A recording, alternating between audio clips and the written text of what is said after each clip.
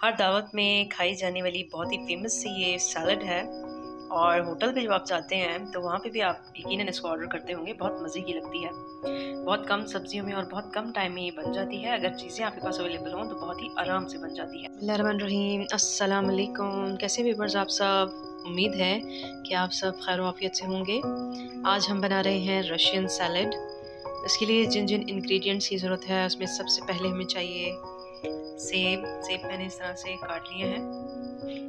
हमें चाहिए मटर जो है मैंने उबाल लिए हैं।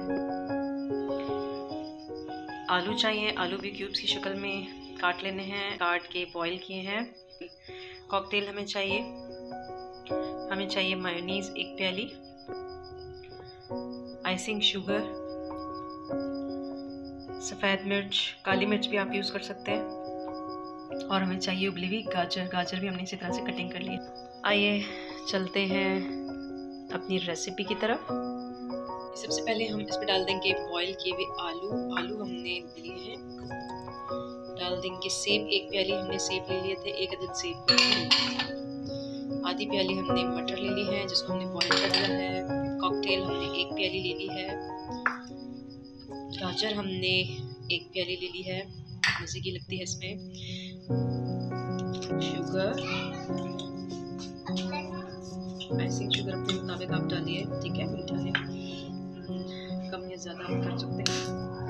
ब्लैक पेपर भी आप डाल सकते हैं, मैं वाइट पेपर यूज़ कर रही हूँ। सफ़ेद मिर्च ये भी थोड़ी सी आप डालनी है। थोड़ा सा हम सॉल्ट डालेंगे, ज़्यादा नहीं। और अब हम इसमें डाल देंगे मायोनीज़ 1 प्याली, बहुत मज़े की ये बनती है। तो जी इसको अच्छे से आपने सारी चीज़ों को मिक्स कर देना है, बहुत ही मज़े की। इसको ठंडा करके आप खाएं, आपको बहुत मज़ा आएगा। अक्सर दावतों पे भी बनाते हैं, आप घर भी बना के दे सकते हैं, सब शौक से खाएंगे। आइए इसको डिश आउट करते हैं, हमारी रेडी है डिश।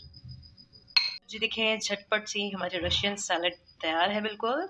आप इसमें मैक्रोनी भी बॉईल करके डाल सकते हैं, बहुत मज़े की लगती है वो भी, और इस तरह से भी आप खा सकते हैं। कुछ लोग इसमें किशमिश भी डालते हैं, आप भी अगर डालना चाहें तो डाल सकते हैं। किशमिश से भी जायका बहुत अच्छा लगता है इसका। हर दावत में खाई जाने वाली बहुत ही फेमस सी ये सैलड है और होटल पे जब आप जाते हैं तो वहाँ पे भी आप यकीनन इसको ऑर्डर करते होंगे, बहुत मज़े की लगती है। बहुत कम सब्जियों में और बहुत कम टाइम में ये बन जाती है। अगर चीज़ें आपके पास अवेलेबल हों तो बहुत ही आराम से बन जाती है। मुझे उम्मीद है कि आज की रेसिपी आपको बहुत अच्छी लगी होगी। आप लोग ज़रूर ट्राई कीजिएगा। अपना बहुत ख्याल रखिएगा। नेक्स्ट रेसिपी तक के लिए अल्लाह हाफ़िज़।